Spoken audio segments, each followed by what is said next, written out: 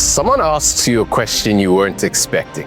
In a meeting, in an interview, in a Q&A after you've just finished presenting. And in that split second, something in you panics. You feel the pressure to answer immediately to prove you know what you're talking about. So what happens? You either freeze completely or you start talking before you've actually figured out what you want to say. And the words just keep coming out, hoping that somewhere in there's an actual answer.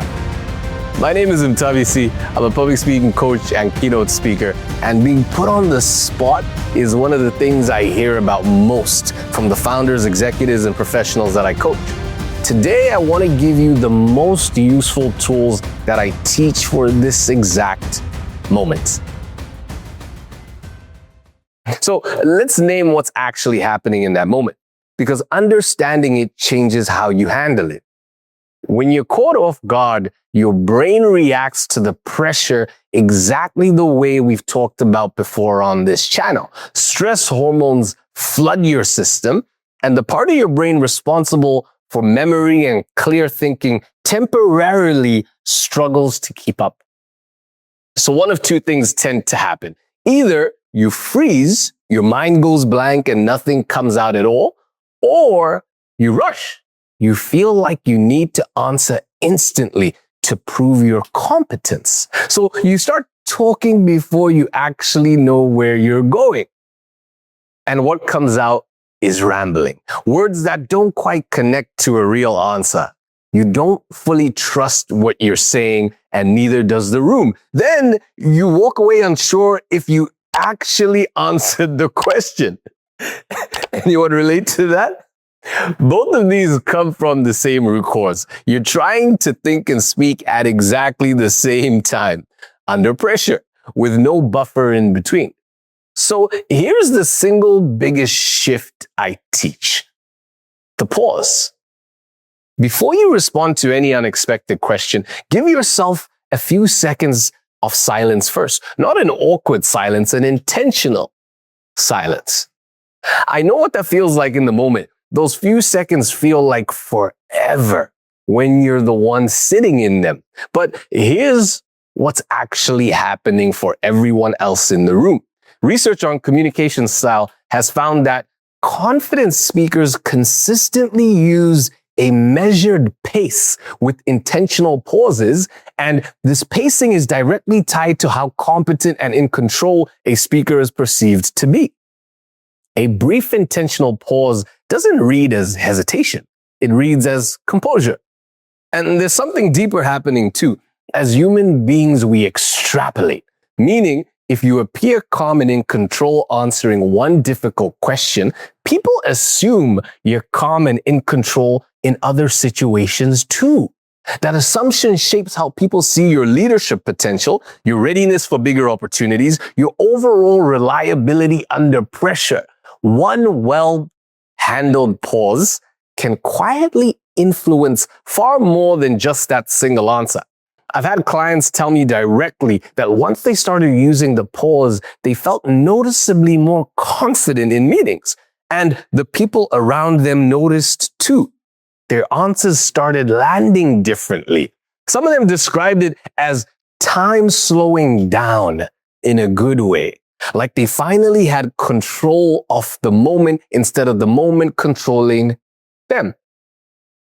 There's a second tool that works alongside the pause. If you didn't fully catch the question, or you want a little longer to think, clarify before you answer. There's two ways to do this. The first is repeating the question back in your own words. Something like, so what you're asking is whether this approach will scale across the whole team. Is that right? This does two things at once. It buys you time to think, and it makes sure you're actually answering what was asked instead of just guessing. The second is asking them to clarify directly. Something as simple as, just to make sure I answer this well, can you clarify what you mean by that?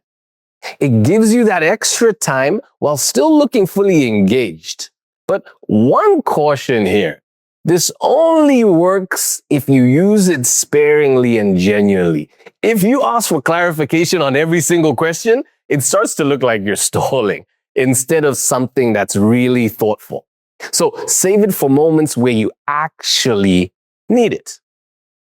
The last piece is one most people resist because it's kind of the hardest. It's okay to say you don't have the answer. Most people are far more afraid of saying, I don't know, than they are of saying something wrong. But it's actually the opposite that damages you. Research on credibility has found that people lose far more trust in someone who confidently gives a wrong answer than in someone who openly admits uncertainty. Being honest about what you do and don't know builds far more long-term credibility than false confidence ever does. So if you genuinely don't have the answer, say so. Say something like, I don't have that information in front of me right now, but let me get back to you with the right answer. That sentence makes you look more trustworthy, not less.